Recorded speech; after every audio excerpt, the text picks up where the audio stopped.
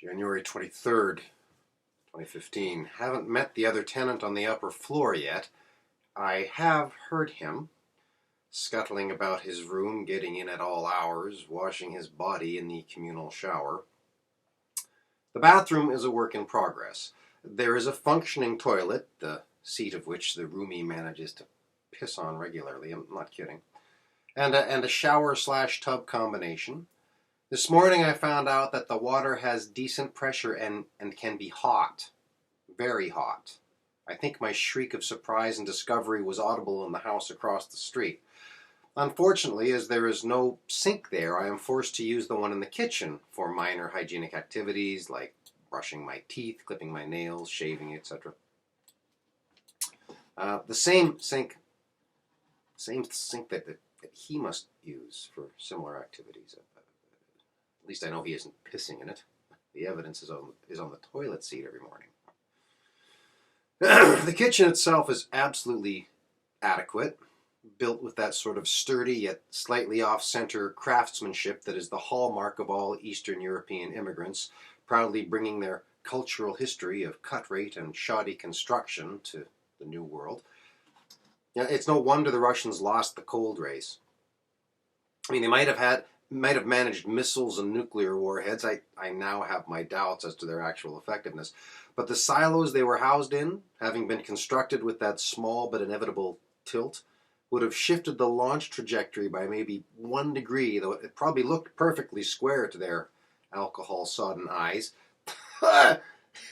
We are done. Pass the vodka, comrade. We will drink to the demise of the capitalist pigs. Yeah. But with the exponential geometric nature of flight paths, hell, the rockets aimed at London might have landed in Iceland or Stalingrad. He's finishing the third room, already rented in advance, sight unseen, I am assuming, before finishing the bathroom.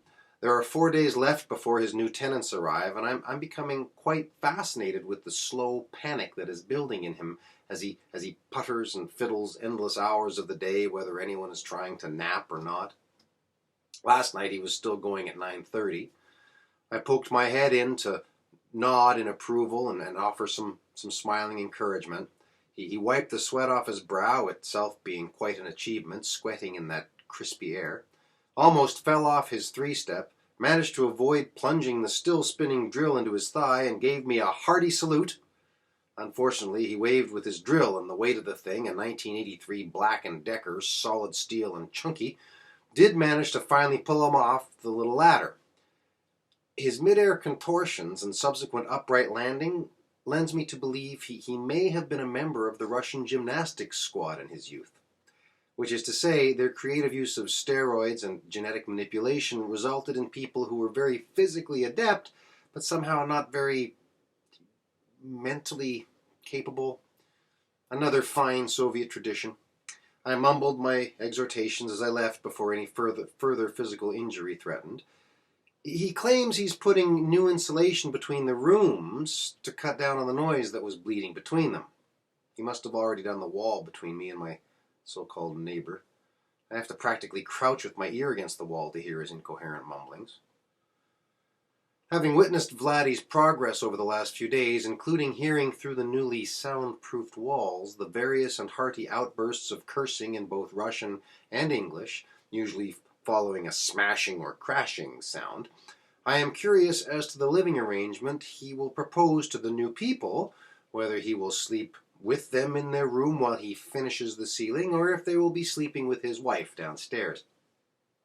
I hope they like the artistic patchwork particle board motif he has chosen as a theme.